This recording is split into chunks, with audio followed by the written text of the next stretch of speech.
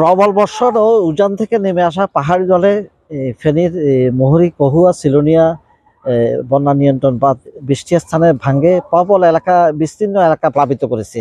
পরশুরাম, ফুলগাজী, ছাগলাইয়া এবং সদরের একাংশ সহ প্রায় ৯৮টি গ্রাম ইতিমধ্যে প্লাবিত হয়েছে।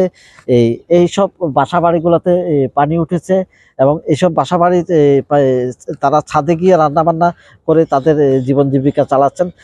প্রতি বছর এই সময়টি এলেই এইসব এলাকার লোকজন খুবই ভোগান্তিতে পড়তে হয় এবং কয়েকবার তাদের বন্যার পানিতে নিমজ্জিত হতে হয়, যার ফলে তারা খুবই ক্ষতিগ্রস্ত হয়ে থাকেন।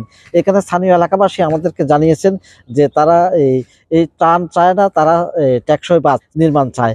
পানি উন্নয়ন বোর্ড আমাদেরকে বরাবরই বলে থাকেন যে পানি নেমে গেলে তারা বন্যা নিয়ন্ত্রণ বাঁধের নির্মাণ কাজ শুরু করবেন। আসলে তারা বন্যা নিয়ন্ত্রণ বাঁধ নির্মাণ কাজ শুরু করেন, কিন্তু কাজের মান নিয়ে স্থানীয়দের প্রশ্ন রয়েছে যে একই জায়গায় বারবার ভেঙে যাচ্ছে, যার ফলে বারবার ক্ষতিগ্রস্ত হচ্ছেন এসব এলাকার লোকজন।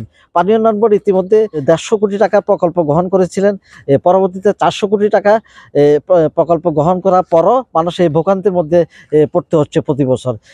এবছর তারা বলছেন যে ৭,৫০০ কোটি টাকার একটা প্রকল্প গ্রহণ করছেন, যে এই প্রকল্পটি যদি অনুমোদন হয় এবং সুষ্ঠুভাবে যদি কাজ সম্পন্ন করতে পারে তাহলে এই এলাকার লোকজনের দুঃখ দুর্দশা লাঘব হবে। কিন্তু এত বড় প্রকল্প অনুমোদন হওয়ার হবে কি হবে না তা নিয়ে স্থানীয় এলাকাবাসী মনে প্রশ্ন রয়েছে। তবে এখন যে বাঁধগুলা ভেঙে গিয়েছে, এই বাঁধগুলা দ্রুত মেরামত করে যেন এদেরকে জীবন জীবিকা স্বাভাবিক করার জন্য তারা স্থানীয় এলাকাবাসী দাবি জানিয়েছেন। আর পাশাপাশি আমরা একটা জিনিস লক্ষ্য করেছি, জেলা প্রশাসনের একটা সমন্বয়হীনতার বিষয় আমাদের মাঝে স্থানীয় লোকজন আমাদেরকে জানিয়েছেন যে মুহুরী নদীর কহুয়া, সিলোনিয়া যে বন্যা নিয়ন্ত্রণ বাঁধটি রয়েছে, বাঁধের মধ্যে রাস্তা, বাঁধের মধ্যে ব্রিজ, বাঁধের মধ্যে পাশে রয়েছে বন বিভাগের গাছপালা এবং পাশে রয়েছে পুকুর, মৎস্য বিভাগের। সব মিলিয়ে একটা বিষয় বলা যায়, এখানে যদি বাঁধটা যদি পানি উন্নয়ন বোর্ডের হয়ে থাকে তাহলে সড়কটি কার, এই ব্রিজটি কার, এবং পাশাপাশি বন বিভাগে যে গাছ বৃক্ষরোপণ করছেন বৃক্ষগুলা কার। অর্থাৎ সমন্বয়হীনতার কারণে যে যার ইচ্ছা অনুযায়ী কাজ করছেন এবং নদীর পাড়েই তারা পুকুর খনন করছেন, যার ফলে যখন পানি নদীতে পানি বাড়ে তখন আর ওই পানি উপচিয়ে কখনো পানি লিকেজ করে পাড় ভেঙে লোকালয়ে পানি প্রবেশ করে। অল্প সময়ের মধ্যে পানি প্রবেশ করে, কিন্তু যেতে হয়তো পানিগুলা ধীর গতিতে নামতে কয়েকদিন সময় লাগে, এর মধ্যে তাদের বড় ধরনের ক্ষয়ক্ষতি হয়ে থাকে।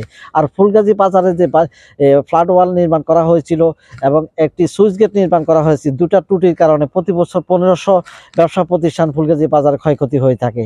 ওই বিষয়টি এবং পাশাপাশি এখানে বন্যা নিয়ন্ত্রণ বাঁধ এবং ফেনী শহরের জলাশয় চিরতরে বন্ধ করার জন্য ওই ড্রেনেজ ব্যবস্থা এবং অবৈধ স্থাপনা ড্রেনের উপর নির্মাণ করেছে, ওগুলো সহ সকল বিষয় যদি সুষ্ঠু ব্যবস্থাপনার মাধ্যমে করা হয়ে থাকে তাহলে ফেনীবাসীর বন্যা হাত থেকে এবং জলাবদ্ধতার হাত থেকে মুক্তি পাবে বলে মনে করছেন স্থানীয় এলাকাবাসী।